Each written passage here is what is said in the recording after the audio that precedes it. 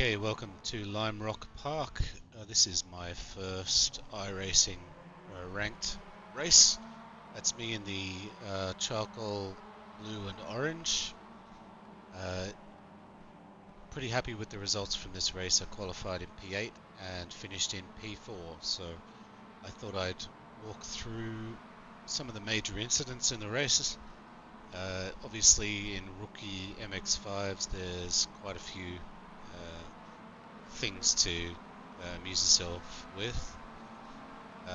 I ran a clean race, which I'm very pleased with. That was the idea.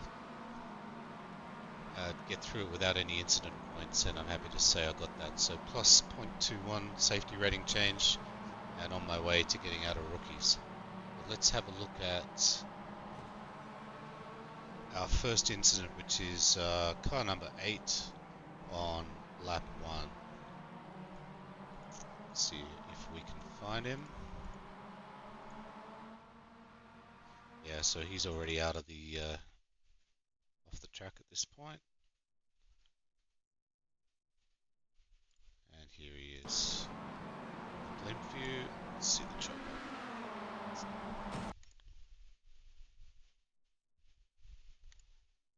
Coming through the chicanes. He's doing okay, but he's put on the gas a little bit at the exit of the corner there, hit the wall, and come across the track. Very lucky not to impact the other cars. So, his own fault there. Nothing really to worry about. Our next one, I think, is lap 2. Let's have a look. We've got some car contact, lost control from car number 3 on lap 2.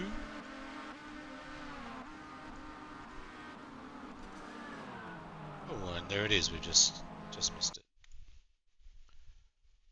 So looks like our dark blue and red is drafting red and black there pretty well. Pulls up on the inside of the corner. He's carrying a fair bit of extra speed there, but looks like he was just braking pretty much in a straight line.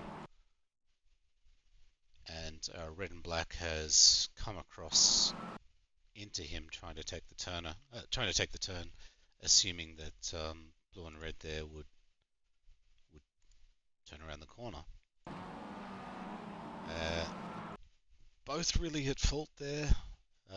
Could have been avoided. There's really no reason to be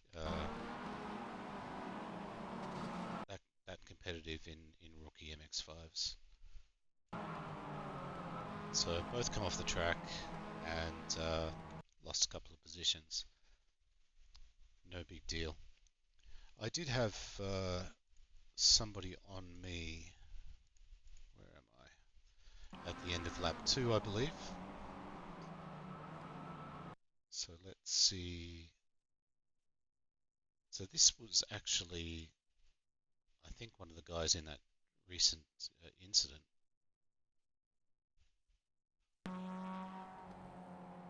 Yeah, is it blue and red? Yeah. So he's put on the gas to catch me, and he's actually a pretty fast driver. So towards the end of this lap, or perhaps the next one, he actually gave me a little shunt. And myself being focused on a safe race rather than podium, I let him past.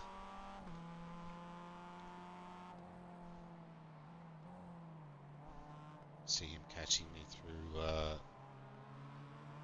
the chicane there. I was braking a little conservatively through that chicane, just because I didn't want to go off track.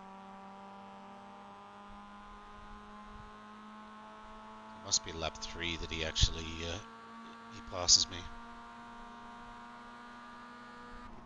So he's driving pretty professionally, not going for the big dive bombs, biding his time, even though I'm certainly slower. Yeah, props to you, number 5, even though you were involved in that incident beforehand. I like the way you drive. You could probably have a crack at me for blocking there, but I was just not blocking, but at least defending. I wasn't consciously defending. I was just driving my line. I knew he was there, and I was just waiting for him to make a move, because I knew if he did that, I was going to let him past, just to avoid an incident. So he's clearly quicker through the chicanes there. I get a little tap, back off, and he's got me. Happy with that. It's your position, number 5. Uh, no hard feelings. What else do we have? We've got a lost control from car number 9 on lap 3. Let's find car 9. This is black and orange.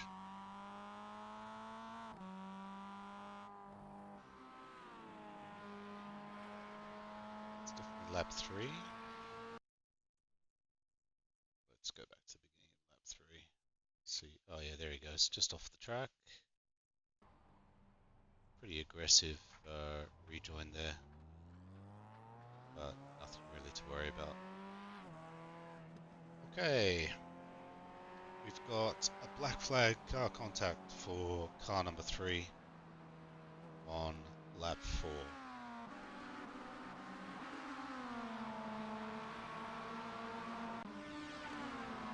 So it looks like red and black and the yellow car have been duking it out for a bit here. Little contact there. And red and black spins into the yellow car. And now the problem. A resafe unjoin right across the track onto the racing line, and that is absolutely his fault. That's protestable. And bad driving on the part of red and black. Let's have a look at that again.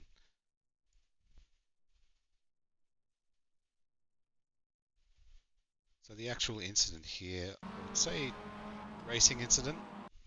Let's have a look from the chase view.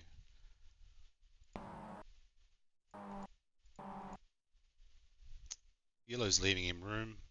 Red and black is holding the inside line. No real problems there.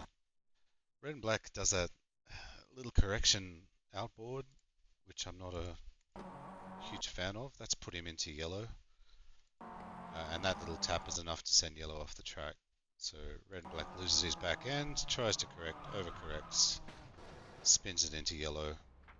Yellow would have every right to be upset about that, but it is kind of a racing incident. Red and black tried to control the spin, but then red and black decided to drive straight across a live track onto the racing line and gets collected by blue and black. So that is all on red and black there. Bad driving.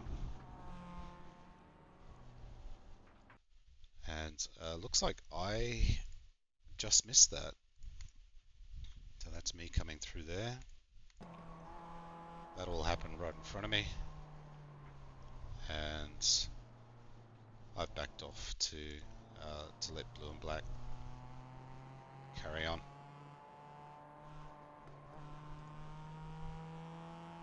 We've got a car contact and off track on lap 5 for car 11. Which is our red and blue again. Lap 5.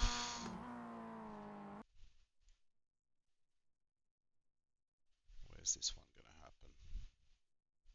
It's going to be that blue car, I imagine. Whoop. So again, car 11, reasonably fast driver. Blue is obviously not. He gets a clean pass there, clearly carrying more speed. Blue really should have been on the outside at that point if he's setting up properly for that corner. So I guess red and blue with limited visibility might have left him a car's width, assuming that he was on the far left side of the track, but blue was a little bit inboard of where he should have been. And yeah, it's hard to See, red and blue's already on the brakes there, whereas blue isn't. Um, I guess with red and blue carrying a bit more speed, he's going to brake a little earlier, but he's also pulled across into light blue's line. So yeah, I don't know. Racing incident, I would guess, but yeah, blue has a little right to be upset about that. 11, as you saw with him and me, is racing pretty aggressively for position. So yeah, that might be a little bit on him. Car number 4 also has an incident on lap 5. Where's car number 4?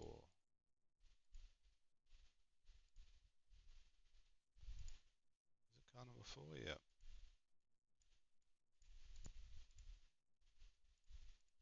There you are. Oh, blue. Okay, so that's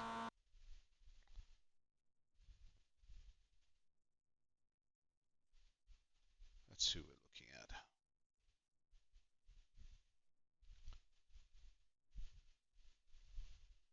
And I would say it's the same incident.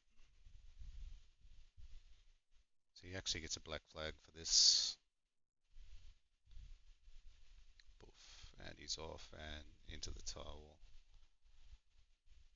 Went across the track and onto the grass. Yeah, pits out.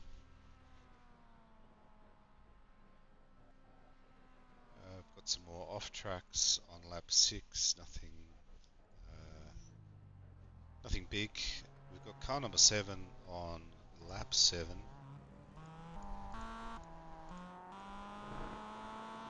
I don't think we've seen this guy before. Let's go to lap 7, see what he's up to. Oh, and he just loses it into the wall. Simple as that. We've got a lost control, off track, and final off track on lap 9 for our number 11, who was actually in P3, so that's just ahead of me. Car number 11. He was leading me by a fair bit though, and he comes off track in lap 9.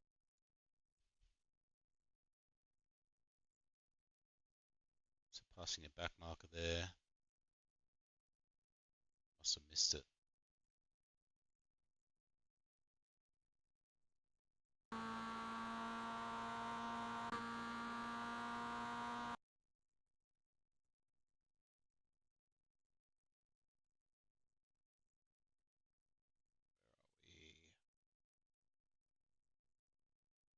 Maybe just cut a corner. That's all it was. Little speed penalty. Okay. Yeah, and that's it. We did have an off track on lap 11 for car 5. I think that's after the race though. Let's see if it's spicy. Car 5 on lap 11.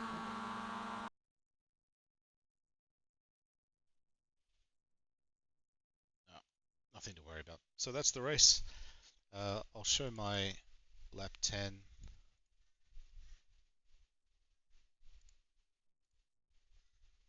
And we'll watch that from TV Mix. So this is my final lap. Sitting in P4. I think I was in P4 essentially since lap 5. So I started in P8, dropped to P9, up to P7, back to P8, up to P5, and then P4 by lap 5, and stayed there for the rest of the race. So a lot to be said for just driving safe in rookies. You can pick up a lot of spaces from other people going off in front of you.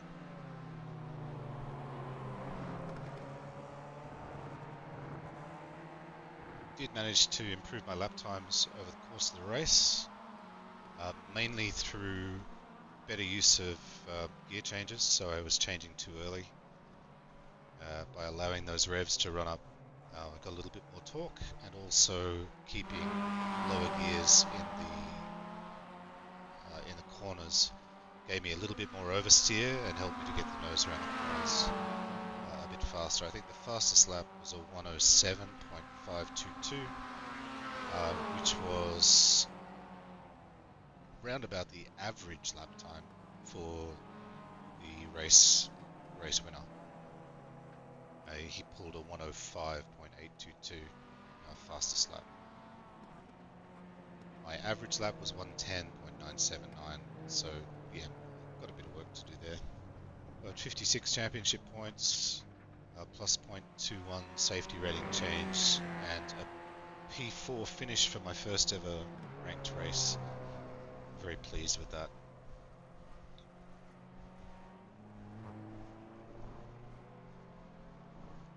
No incidents.